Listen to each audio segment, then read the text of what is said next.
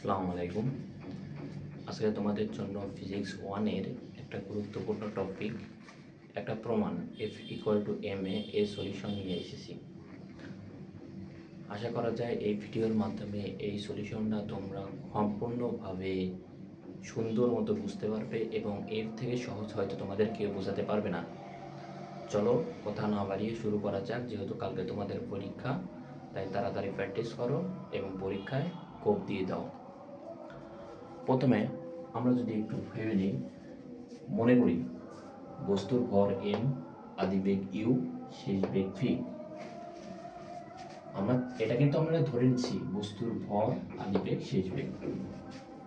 আমরা যেহেতু ধরে নিচ্ছি, এখানে দেখো আদি ভর বেগ,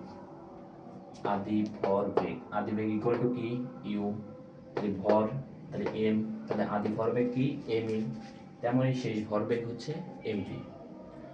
ভরবেগের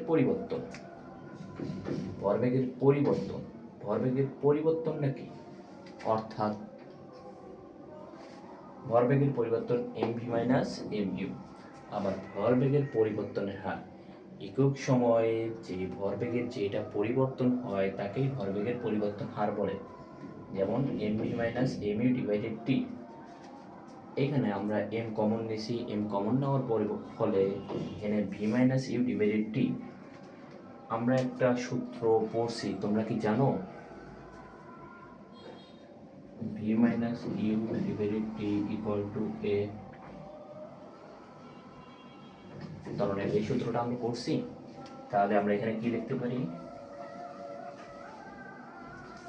v minus u divided t into a। আবার নিউটনের দ্বিতীয় সূত্র অনুসারে, নিউটনের দ্বিতীয় সূত্র কি? বস্তুর ভরবেগের পরিবর্তনের হার তার উপর প্রযুক্ত বলের সমানুপাতিক। এখানে বস্তুর ভরবেগের পরিবর্তনের হার তার উপর সমানুপাতিক। বস্তুর ভরবেগের পরিবর্তন কি? ma তার উপর প্রযুক্ত বলের সমানুপাতিক। প্রযুক্ত বল কি? আমরা বল ইকুয়াল টু জানি, তাহলে বল জানি আমরা F, আর উপর সমানুপাতিক। এখানে দেখো F সমানুপাতিক ma। এখানে আমরা যেহেতু সমান চিহ্ন ব্যবহার করব সমানুপাতিক তুলাই দিয়ে, সেক্ষেত্রে একটি ধ্রুবক আনতে হবে। আমরা ধ্রুবক k আনছি। এখন k একটি ধ্রুবক যার মান 1। এখন m এর সাথে যদি 1 গুণ করা যায় তাহলে m ই হবে, তাহলে F ইকুয়াল টু ma। এটাই। কেমন লাগলো আজকের ক্লাস? যদি ক্লাসটি ভালো লাগে অবশ্যই চ্যানেল বা ইউটিউব চ্যানেল থেকে দেখলে অবশ্যই সাবস্ক্রাইব করবেন, আর ফেসবুক থেকে দেখলে ফলো দিবেন। আর এরকম নতুন নতুন ডিপ্লোমা টিউটোরিয়াল বিষয়ে যে ভিডিওগুলো লাগে তার জন্য যদি পেতে চান পরবর্তীতে, অবশ্যই পেজটি ফলো করবেন, লাইক করুন।